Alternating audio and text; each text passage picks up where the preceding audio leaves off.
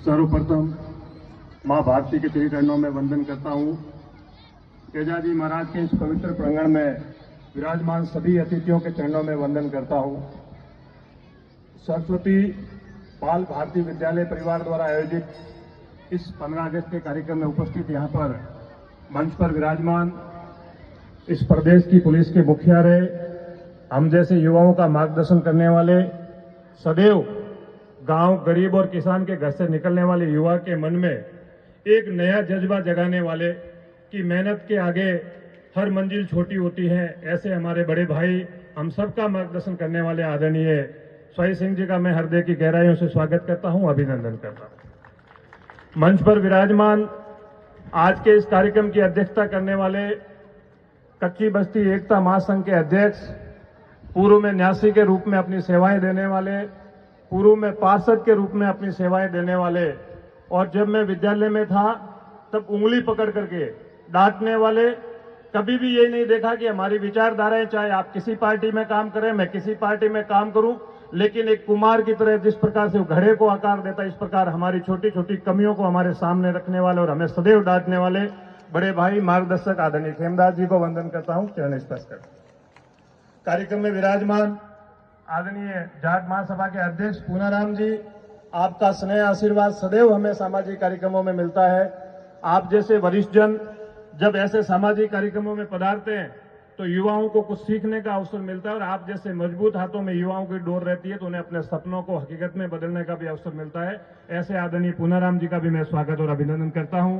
बड़े भाई, इनके बारे में ज्यादा कहूंगा तो थोड़ा ठीक नहीं लगेगा, कई बार तो डांटने की सीमाएं भी पार कर जाते हैं। ऐसे आदरणीय हनुमान सिंह जी, आपका लाड, आपका प्यार, स्नेह, और आज जो माइक पकड़ के आपके सामने खड़ा हूं, इसके लिए सदैव मुझे प्रेरित करने वाले ऐसे हनुमान सिंह जी को वंदन करता हूं, नमन करता हूं। विराजमान मुकुंदगिरी जी, आदरणीय प्रेमलता जी, कपूर देवी जी, जोशी जी, आदरणीय खोर साहब, प्रकाश जी, मेरे युवा साथी, सामने खड़े वीरामाराम जी, पूरे विद्यालय परिवार के युवा साथी, और यहाँ विराजमान मेरे छोटे भाई और बहन, आप सभी को मैं आज के इस पावन पर्व की खूब सारी बधाई देता हूं, शुभकामनाएं देता हूं। अभी इस मंच के माध्यम से मेरी छोटी बहनों ने जिस प्रकार से इस आजादी के बारे में वर्णन किया, जिस प्रकार से देशभक्ति के बारे में हम सब लोगों का मार्गदर्शन किया, वास्तव में धन्यवाद के पात्र है वो अध्यापकगण जिन्होंने इनको इस प्रकार की उत्कृष्ट तैयारी करवाई। शब्द आज जुबा इनकी थी, लेकिन शब्द उन अध्यापकों के थे जिन्होंने इनको ये तैयारी करवाई। तो मैं वास्तव में वीरमाराम जी और उनकी पूरी टीम को धन्यवाद देता हूं कि आप ऐसे योग्य बच्चों का नेतृत्व कर रहे हैं। इस प्रकार के हीरे आपके विद्यालय में आने वाले समय में ये इस विद्यालय का ही नहीं, हमारे समाज का, हमारे शहर का नाम रोशन करेंगे। साथियों, आज का दिन हमें बड़ी लंबी अवधि के बाद मिला।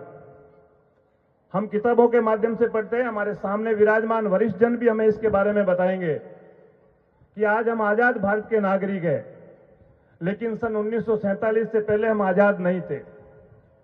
हम लंबे समय तक इस आजादी के लिए संघर्ष करते रहे। मैं आज ज्यादा लंबी बात आजादी की बजाय ये करूंगा कि हमारे उन महान पूर्वजों ने अपने असंख्य बलिदानों की वजह से हमें यह दिन देखने का अवसर दिया, लेकिन आज भी हमें कहीं न कहीं किसी गुलामी से लड़ने की जरूरत है। हम आजाद हो गए उन दूसरे देशों के गुलामी से, हम आजाद हो गए अंग्रेजों के षड्यंत्रों से, लेकिन आज भी कहीं न कहीं हम किसी चीज में जकड़े हैं, जातिवाद के जहर में, धर्म और मजहब के जहर में। मेरा सभी युवा साथियों से आग्रह रहेगा और सभी जो विद्यालय के शिक्षक हैं उनसे आग्रह रहेगा कि हमारी शिक्षा ऐसी हो जो हमें जाति के नाम पर न लड़ाए, हमारी शिक्षा ऐसी हो जो हमें धर्म के नाम पर न लड़ाए, हमारी शिक्षा ऐसी हो जो हमें प्रतिष्ठा और परिणाम के नाम पर आगे बढ़ने की शिक्षा दे, हमारी योग्यताओं को आगे लाने की बात करें। क्योंकि आज हमारा समाज जिसमें हम पैदा हुए हैं उसको जरूर खुशी होगी जब आप बहुत कुछ बन जाएंगे, लेकिन आपकी योग्यता, उसकी कदर ये पूरा देश करे, ये पूरा समाज करे, समाज के सभी वर्ग मिलकर करे, तभी हमारा देश उन्नति करेगा, प्रगति करेगा। क्योंकि हमारे पूर्वजों ने जब देश को आजाद कराया तो न वो हिंदू थे न वो मुस्लिम थे, उनके दिलो दिमाग में सिर्फ एक ही था कि हमारा वतन जो आज गुलाम है और उसको आजाद कराना है। लेकिन आजादी के बाद देश की राजनीति के अंदर कुछ ऐसी व्यवस्थाएं बनी कि उन्होंने अपने निजी हितों के लिए इस देश के दो टुकड़े किए और हिंदू और मुस्लिम के नाम पे हिंदुस्तान और पाकिस्तान बना। ठीक है, होता है परिवार में, जहां भाई होते हैं वहां परिवार होते हैं, लेकिन उसके बाद की व्यवस्थाएं ऐसी की गई कि आज भी हम उस दंश को झेल रहे हैं। आज भी सीमा पार से आतंकवाद का दंश हमारा देश झेल रहा है। लेकिन मेरा आप सब लोगों के माध्यम से निवेदन रहेगा कि आज हमारा देश बहुत मजबूती के साथ आगे बढ़ रहा है। आज हमें किसी भी प्रकार से किसी भी चीज की चिंता करने की जरूरत नहीं है, क्योंकि ऐसे जाबान सिपाही जो हमारे सामने विराजमान है वो हमारे जैसे किसान और गरीब परिवार में पैदा होते हैं। ये अधिकार अगर इस देश में किसी ने दिया तो हमारे संविधान ने दिया है। आज हमारा देश किसी व्यक्ति की वजह से नहीं चलता, आज हमारा देश संविधान की वजह से चलता है। और मैं उस देश के महान संविधान के निर्माताओं को भी आज आपके माध्यम से वंदन करता हूं, अभिनंदन करता हूं कि उन्होंने एक ऐसा संविधान इस देश को दिया कि हर व्यक्ति को शिक्षा का अधिकार मिला, हर व्यक्ति को बोलने का अधिकार मिला, हर व्यक्ति को अभिव्यक्ति का अधिकार मिला। जिस प्रकार से आज हमारा देश उन्नति और प्रगति के पथ पर आगे बढ़ रहा है, मैं आप लोगों के माध्यम से बधाई देना चाहता हूं अभी हाल ही के ओलंपिक में विजेता उन सभी खिलाड़ियों को जिन्होंने अपनी मेहनत से इस देश का नाम रोशन किया, इस देश को गौरवान्वित होने का अवसर दिया। आप लोगों के माध्यम से मैं पुनः उनको एक बार खूब सारी बधाई देता हूं। बधाई मैं उन खिलाड़ियों को भी देना चाहता हूं जो इस देश के लिए पदक तो नहीं ला सके, लेकिन अपनी मेहनत से, अपने हौसलों से ओलंपिक के उन खेलों में हिस्सेदार जरूर बने जिसमें भविष्य में इस देश को कभी न कभी पदक लाने की उम्मीदें जगी।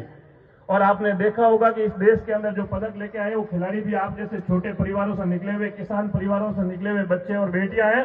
तो आपसे भी मैं उम्मीद रखता हूं कि शिक्षा के साथ साथ शारीरिक दक्षता में भी अव्वल रहे, क्योंकि एक जो स्वस्थ शरीर होगा उसके अंदर ही एक स्वस्थ मस्तिष्क का निवास होता है, ऐसा हमारे शास्त्रों में बताया गया है।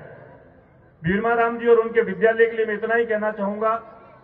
रामधारी सिंह जी दिनकर की चंद पंक्तियां मुझे याद आती है कि वसुधा का नेता कौन हुआ, वसुधा का नेता कौन हुआ, भूखंड विजेता कौन हुआ, अतुलित यश क्रेता कौन हुआ, नवधन त्रिनेता कौन हुआ।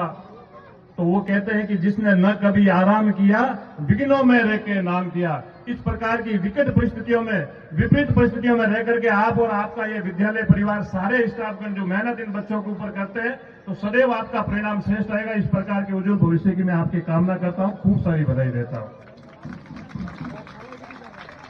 ज्यादा लंबा समय मैं आप लोगों के बीच में नहीं रहूंगा।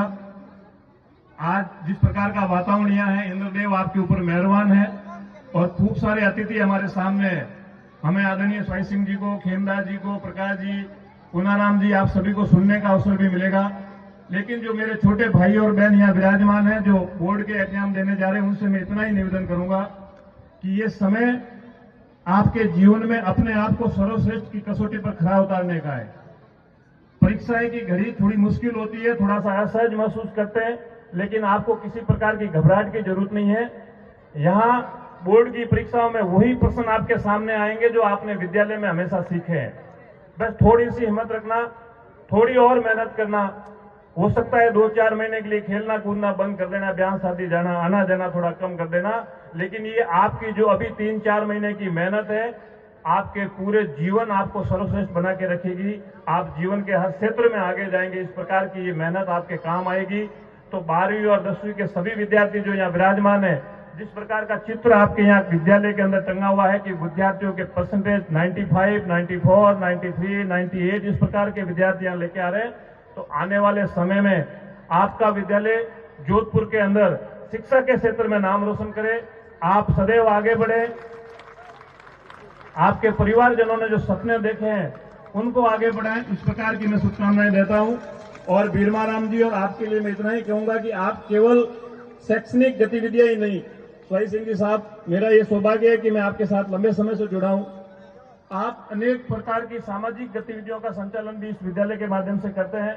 कई बार हमने देखा कि ट्रैफिक पुलिस के साथी आकर के यातायात नियमों की जानकारी भी आपके विद्यालय के माध्यम से देते हैं।